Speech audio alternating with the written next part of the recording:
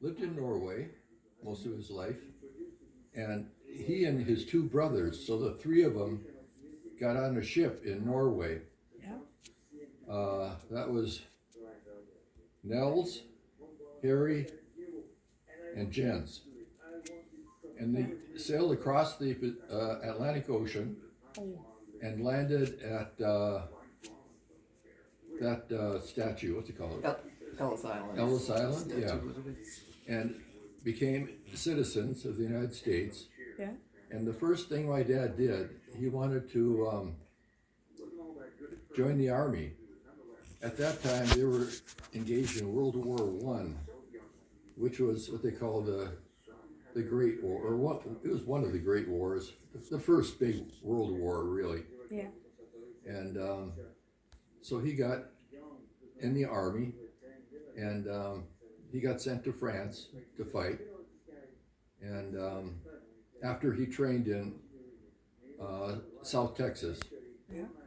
but then he was out with his squad one day, and his squad leader told him and two others in the company to go up and attack a machine gun nest that had him pinned down. Oh my. They couldn't go any further because of the machine gun was firing all around him.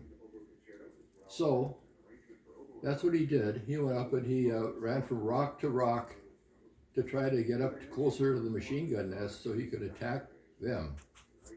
And when he was running between rocks one time, he felt a burning in his hand.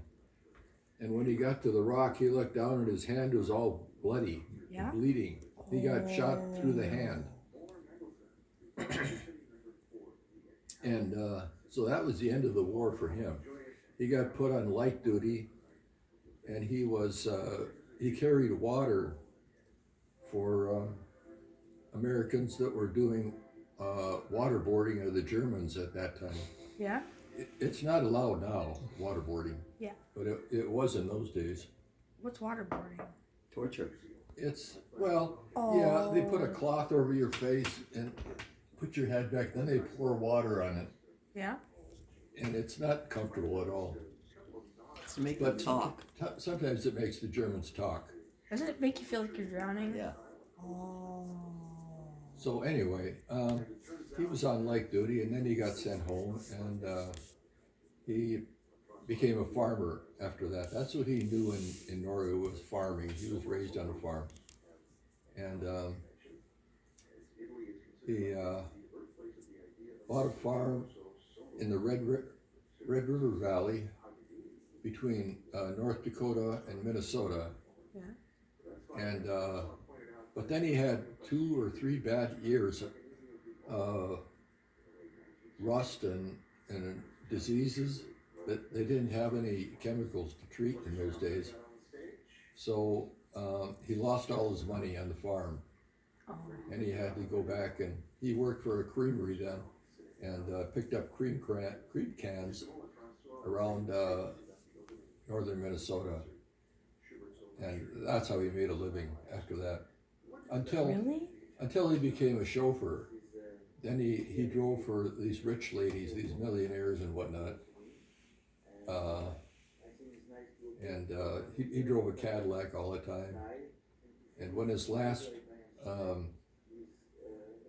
client, or what do you call it? Employer. Huh? Employer. Okay, when his last employer died, she gave him the Cadillac. It was 1954 Cadillac. And he had that for a number of years.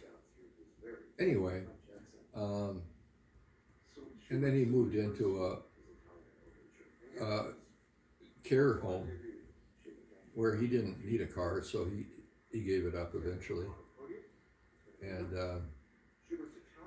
that was all up in Duluth. Anyway, that's the story of Grandpa Jens. Nice. Yeah. He really went around the world. He had a kind of an exciting life. Yeah. Wait, so